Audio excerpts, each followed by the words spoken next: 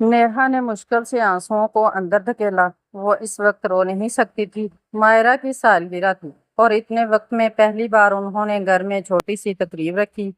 اس بار return gifts نہیں تھے۔ اس نے جاتے ہوئے سب بچوں کے ہاتھ میں اپنے اشتہار اور فون نمبر والے پرچے تھمائے تھے۔ عشرت اور بلال رات میں تقریب کے بعد آئے کہ اس دن بلال کی چھٹی نہیں تھی۔ وہ اب بھی حتی المقدور کوشش کرتی تھی کہ اس کے سامنے نہ آئے۔ 3 کمروں کے گھر میں اس کے لیے ہمیشہ باورچی خانہ ہی بچتا تھا۔ وہ خواہ چیزیں ادھر ادھر کر رہی تھی کہ دانیال آیا۔ چلیں آپی۔ کہاں؟ بلال انکل سب کو آئس کریم کھلانے لے جا رہے ہیں۔ تم جاؤ بیٹا، میں بہت تھک گئی ہوں۔ اس نے ہاتھ سے اس کے بال سنوارے۔ نشاط اور عشرت کے کہنے پر بھی اس نے تھکن کا کہہ کر منع کر دیا۔ ان سب کے چلے جانے کے بعد وہ ہال میں آ کر صوفے پر بیٹھ گئی۔ آج کے دن بھی ترانہ کے گھر سے کوئی نہیں آیا تھا۔ بچوں کے نانا نانی نہیں تھے، لیکن ماموں اور خالائیں تو تھیں، مگر جانے کون سا خوف انہیں دور رکھتا تھا۔ وہ ابھی سے کس قدر اکیلے ہیں، یہ خیال اسے دکھی کر رہا تھا۔ اب اسے شدت سے محسوس ہوتا تھا کہ ان دونوں کے علاوہ بچوں کا کوئی سہارا نہیں ہے۔ جب تک وہ اپنے پیروں پر کھڑے نہیں ہو جاتے، اسے ان کے ساتھ رہنا ہوگا۔ سوچوں میں غرق وہ وہیں بیٹھی رہی، یہاں تک کہ وہ واپس آ گئے۔ عشرت اور بلال اندر نہیں آئے تھے، دیر ہو رہی تھی، سو وہ انہیں باہر ہی چھوڑ کر چلے گئے۔ اب سو جاؤ بچوں، صبح اسکول بھی ہے، پہلے کپڑے بدلو۔ چلو۔ نشاط اندر بستر ٹھیک کرنے چلی گئیں۔ دانیال نے اسے آئس کریم کا ڈبہ تھمایا۔ یہ آپ کے لیے۔ اس نے چونک کے دانیال کو دیکھا۔ اسے کیسے اس کا پسندیدہ فلیور معلوم؟ اسے ہی تو معلوم ہے جسے تم نے سینکڑوں بار اس کے لیے دوڑایا تھا۔ اس نے دانیال کے ہاتھ سے ونیلا چوکو چپ آئس کریم لے لی۔ آپ کھائیں گی؟ میں سپون لاتا ہوں۔ وہ اس کی سنے بنا دوڑ کے چمچہ لے آیا۔ آ جاؤ دانی بیٹا، نشاط نے پکارا اور وہ چلا گیا۔ اس نے آہستہ سے ڈھکن کھولا۔ اس کی آنکھیں جانے کس بات پر ابلنے لگی تھی۔ عرصے بعد آئس کریم دیکھ کے اپنی پسندیدہ فلیور یا دھرا جانے کی وجہ پر وہ تک تاریک کمرے میں روتے ہوئے آئس کریم کھا رہی تھی، جس کا ذائقہ اسے پہلے کبھی نمکین نہ تھا۔ ایک اور حیرت انگیز بات یہ ہوئی کہ اس کی ممانی کی بہن اپنے بیٹے کے لیے اس کا رشتہ لے آئی۔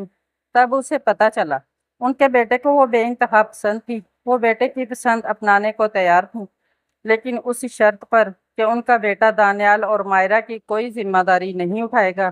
انہیں بہو کے میکے کا کوئی جھنجھٹ نہیں پالنا تھا۔ لڑکا صورت شکل میں اس کا ہم پلہ تھا، اچھی نوکری تھی، گھرانہ بھی معقول تھا۔ نشاط کو ان کی شرائط بری یا غلط نہیں لگ رہی تھی۔ جب بچوں کے سگے خالہ ماموں کے خون سے پیدا ہو گئے تھے تو وہ تو اجنبی تھے۔ وہ دانیال اور مائرہ کی خاطر اس کا مستقبل داؤ پر نہیں لگا سکتی تھی۔ تم سے زیادہ اسے فکر ہے جس نے انہیں دنیا میں بھیجا ہے، جس نے ان سے والدین کو دور کیا ہے۔ اس کی باتوں کے جواب میں نشاط کے پاس جواب توکل تھا۔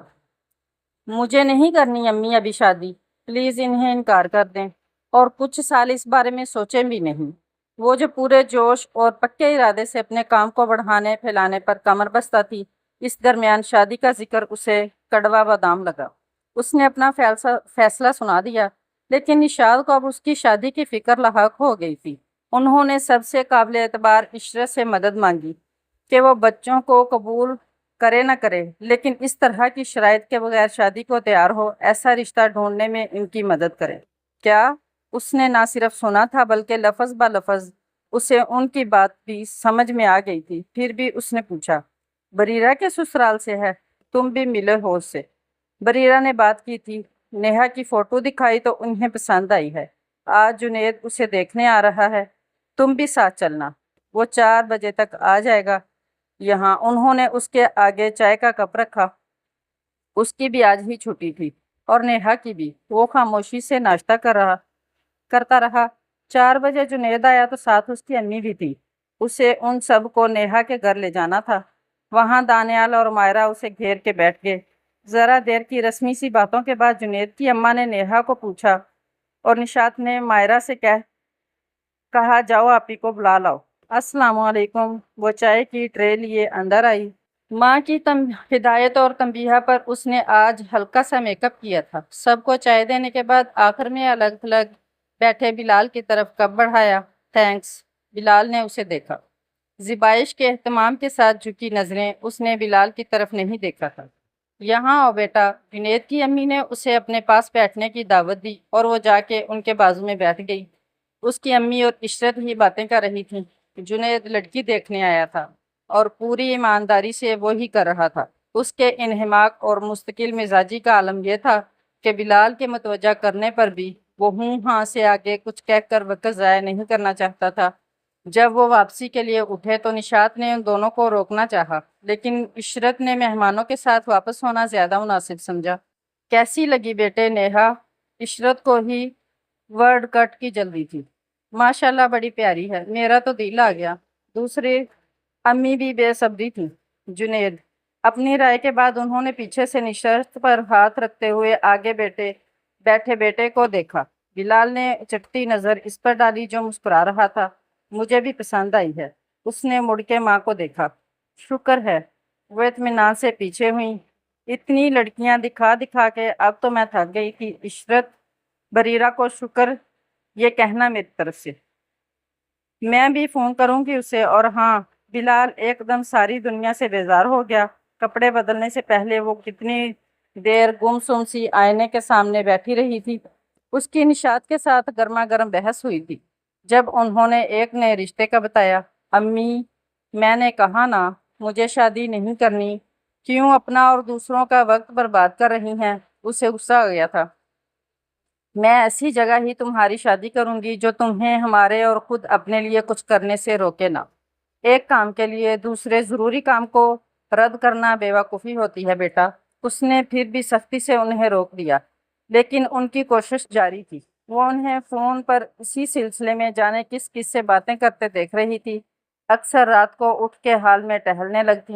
انہوں نے سوچا تھا اس قسم کا لڑکا اور خاندان ڈھونڈنا اتنا مشکل نہیں ہوگا، لیکن جب لوگوں کی باتیں سنی تو اندازہ ہوا کہ یہ کس قدر مشکل ہے۔ اب انہیں یہ ناممکن لگنے لگا تھا۔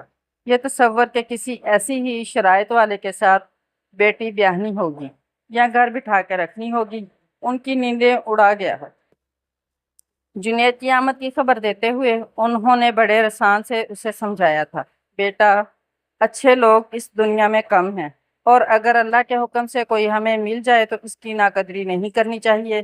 میرے سکون اور تسلی کے لیے تم پہلے مل تو لو، بعد کی پھر دیکھیں گے۔ اور اتنے دنوں سے انہیں مزمحل اور مایوس دیکھنے کے بعد آج وہ آس میں گری ماں کو انکار نہ کر سکی تھی۔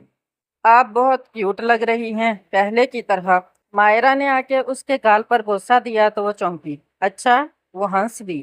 اب آپ ایسے ریڈی کیوں نہیں ہوتی؟ اس کے معصوم سوال پر اس نے ایک بار خود کو شیشے میں دیکھا۔ وقت ہی نہیں رہتا گڑیا، اور نہ دل کرتا ہے، اس نے سنجیدگی سے کہا، اور فوراً احساس ہوا کہ یہ اس سے کرنے والی بات نہیں تھی۔ دانی نے پیٹیز بچائے، یہ سب چٹ کر لیے۔ اس نے بات بدل دی۔ ہم آپ کا ویٹ کر رہے ہیں، میں بلانے آئی تھی۔ ساتھ کھائیں گے، چلیں آج۔ اس نے نیہا کا ہاتھ پکڑ کے اٹھایا۔ چلو۔ وہ کپڑے بدلنا بعد میں ڈال کے اٹھ گئی۔ انہیں تم پسند آئی ہو۔ وہ رات نشاط کو دوا دینے گئی تو انہوں نے مسکرا کے کہا، اچھا؟ اس نے دوا ان کی ہتھیلی پر رکھ کے انہیں پانی کا گلاس پکڑایا۔ تم خوش نہیں ہو؟ تمہیں پسند نہیں آیا جنید؟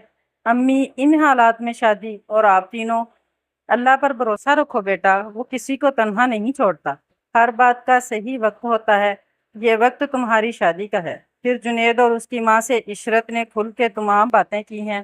انہوں نے گولی حلق میں رکھ کے پانی کے 2 گھونٹ لیے اور گلاس اسے واپس تھمایا۔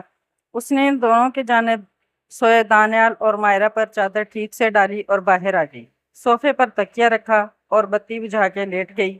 آئی ہیٹ یو نیہا۔ اس نے آنکھیں موند لیں۔ چند آنسو کن پٹی پر لڑک گئے۔ پہلے وہ ناقدری تھی اور اب قدرت اسے بے قدر کر کے قدر کی اہمیت سمجھا رہی۔ لیکن تم؟ اس کی بات کے جواب میں ان کا رد عمل وہی تھا جس کی اس نے توقع کی تھی۔ وہ پرانی بات تھی۔ اس نے پرفیوم کی شیشی واپس رکھتے ہوئے کہا، اچھی طرح سوچ لو بیٹا، یہ نہ ہو بعد میں یہ فیصلہ جلد بازی لگے۔ اس نے سب خود تک رکھا تھا، لیکن وہ ماں تھی۔ الف سے یہ تک نہ سہی، لیکن انہیں اس کی ناپسندیدگی کا اندازہ تھا۔ پیاری امی، آپ کا بیٹا سوچ سمجھ کے ہی فیصلے کرتا ہے، یقین رکھیں، یہ جلد بازی یا غلطی نہیں۔ عشرت نے نشاط سے تو کہا۔ ان پر شادی مرگ کی کیفیت طاری ہو گئی اور نیہا چند پل کے لیے گونگی ہو گئی تھی۔ یہ آپ سے آنٹی نے کہا؟ اس نے بے یقینی سے ماں کو دیکھا۔ ہاں بیٹا، یہ تو میری ساری دعاؤں کا ثمر ہے۔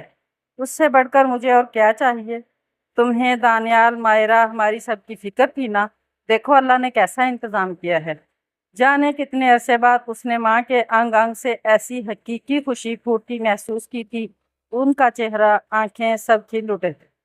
دنیا میں عشرت اور بلال جیسے لوگ آٹے میں نمک برابر ہیں۔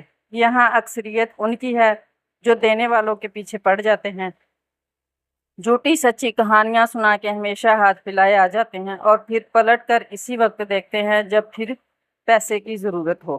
مگر عشرت اور بلال نے کبھی ایسا نہیں کیا۔ انہوں نے تمہارے پاپا کے بعد بھی ہمیں عزت دی، مان دیا، اور سب سے بڑھ کے جب ہمارے پاس دینے کو کچھ نہیں تھا تب ساتھ دیا۔ آج وہ ہوتے تو بلال اور تمہارے رشتے پر سب سے زیادہ خوش ہوتے۔